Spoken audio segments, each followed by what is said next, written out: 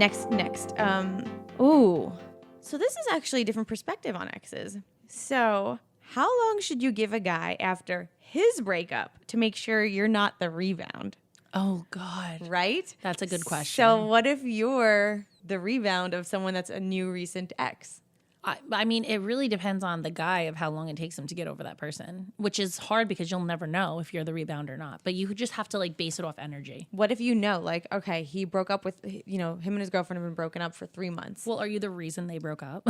No. Because that's different. Let's say you're clean. It's a clean. Okay, clean break. Clean break. How do you know you're not? It's hard. That's a really, really hard question. That has to be a judgment call on you. Yeah. That has to be like an individual situation. I can't give advice on something that's like such a broad topic. It's such an umbrella of like emotions underneath. I feel like you need to feel him out. If he's... Yeah. If he brings her up in conversation, it's a problem. Yes. You're the rebound. You're the rebound. That's all you'll ever be. Wow, that's very, very true. Also, if he is partying hard and still really enjoying that single life, that's what it's he kind of a wants. clue. Yeah, it's kind of a clue. I mean, there's things called red flags. You need to know what your own red flags are. Girls, know your red flags. Yeah. Please. They wave them around right in front of your face sometimes and you want to ignore them. Don't be colorblind. All right, next question. You're gonna like this one, Trey. Okay. What's the best way to respond to the one ex that is always hitting you up and saying he misses you? Oh my God, this is the easiest thing ever. Hey, what's up? My standards, bye. It's so easy. Oh my God, I miss you so much. Like I've been there, I've done that. I was stupid and I'm over it. Like there's a time where you're checked out. Mm-hmm. There's a point in you get checked out and there's nothing he could say to come back. That's where you have to be with most of your relationships. Yeah, and again, it goes back to like not being friends with these people on social media because otherwise it is the same circle. You find yourself running in a circle like a fucking crazy person. Yep. And dealing with the same shit over and over again. Let's see. Are there any more questions? No, I mean, I really want to throw up from all this ex talk, to be honest. Yeah. It's too much for me. I'm just scared for like one day when my kids have exes. Like, I feel like I'm going to hate them. I'm going to hate them so bad because I'm just... What advice would you give your children? I mean... In what? Life? Or exes? Exes. I mean, how would you tell them to... Well, first of all, I feel like it's a major thing. Like when you are dating somebody and before you even get engaged, I feel like you should live with that person. Mm-hmm. Because that could be a major reason why you become exes. Yes. Because you can't live, you have a different living situation than that person. Maybe you're super OCD and they're crazy messy, or they have OCD that you can't live up to. Or, y'all, she's right. Think about it. You've had roommates that you can't even, you go into it being best of friends and you live with someone and you're like, I'm going to literally kill myself. Like, this is horrible. It's hard. It could happen with a man too, or you're like, Jesus, like they suck. Like they're not living compatible. I mean, imagine marrying somebody and then moving in with them and being like, I can't, this person like, is a pig. I can't. Or the imagine. opposite. What if you're just like or like you can't leave out a dish because they have Yes. crazy OCD and you can't live up to that. Like everything needs to be prim and perfect and blah, blah, blah. And you just are like, oh my God, I left a towel out. Like relax. It's not that serious. You need to live with that person before you dedicate your whole life to them. Also, things I'm going to tell my kids, you test drive cars before you buy them. Okay.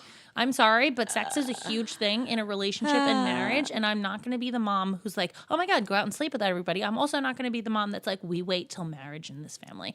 Because first of all, how are you going to you commit? would be a bad example of that. No. How do you commit to somebody forever and not know if you're sexually compatible?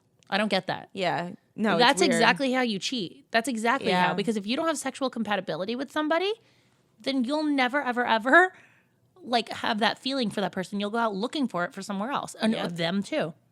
That's why I'm like, I'm never going to tell my kids like, we don't have sex till marriage. Like, no, I don't think you should be sleeping with everyone. No, but I also think like if you're in a serious relationship, sex is a huge part of it. And I feel like you should be seeing if you're sexually compatible with that person when the time is right at a particular age that you're mature enough to handle it. But you definitely test drive cars. Like you 40, don't just Skylar, 40. Yeah, Skylar, you'll be 50 before. No, I'm just kidding.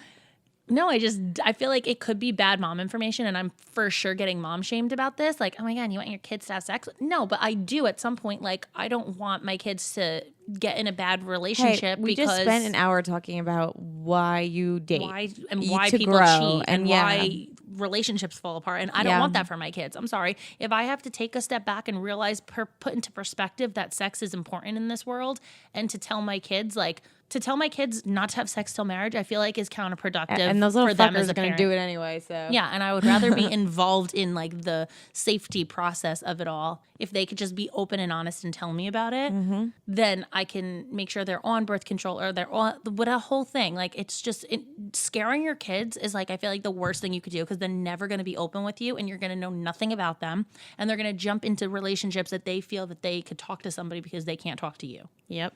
Sorry, mic drop. That's all I have to say.